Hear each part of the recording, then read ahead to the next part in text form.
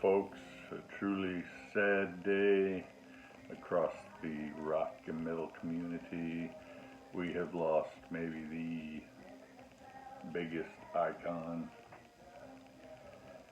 Ozzy passed away today, 76 years old. Don't think we ever thought that would happen. My story with Ozzy and Sabbath starts all the way back. I'm going to give you some boring stories. I couldn't even attempt to bring all my Ozzy and Sabbath stuff in here and show it off because this video would be hours long. But I had a friend named Bob Mavity in Georgia, and his parents were hippies, and they had a massive vinyl collection, probably 3,000 albums at minimum. He used to go digging through there all the time, finding all kinds of cool stuff, because he had a little bit of everything. And one day he called me on the phone, and he's like, and I think a friend of mine named Tim McGregor was with him. He called me on the phone, and he's like, "Man, you got to hear this." And he's holding the phone up to the stereo, and all I could hear is just this thunderous noise.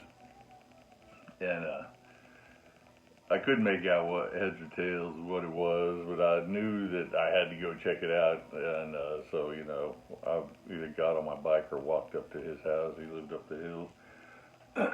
And when I got there, they had found Black Sabbath's greatest hits in his parents' record collection. If you haven't ever seen that one, it's a single album. Got a bunch of skull painting. It's a skull painting on it. Man, I meant to look up who painted that, but I can't remember. It's a single disc greatest hits. It was only an import. I think it was a UK import. But yeah, they had it, and the song that they were trying to play for me was War Pigs, and they put it on. Mind blown. Of course, me being the one-upper, I immediately went out and I had to buy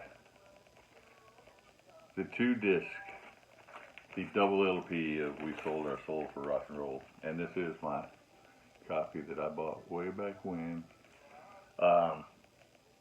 I don't know if it was late 81 or really early 82, but it was somewhere around there. And needless to say, Black Sabbath became one of my favorite bands. But when I heard this one, it was otherworldly. And yes, this is my copy from back then, 81, 82, whenever I got this one. I was totally blown away by this one, even more so than Sabbath. I fell in love with Ozzy. I remember hearing this album, throwing it on, Over the Mountain, Flying High Again, You Can't Kill Rock and Roll. I was just like, oh my God. I was so blown away by this album that I still remember getting my mom to come in and listen to Over the Mountain, and she was unimpressed. But we always held out hope that one day our parents would suddenly go, "Oh, now I get it." Of course, they never did get it. But, I was even a bigger Ozzy fan from 81, 82 until, like maybe 84 or so, even bigger so than Black Sabbath.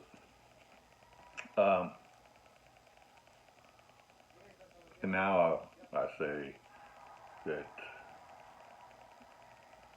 my little saying is, I say the Beatles are my favorite band until I hear Black Sabbath.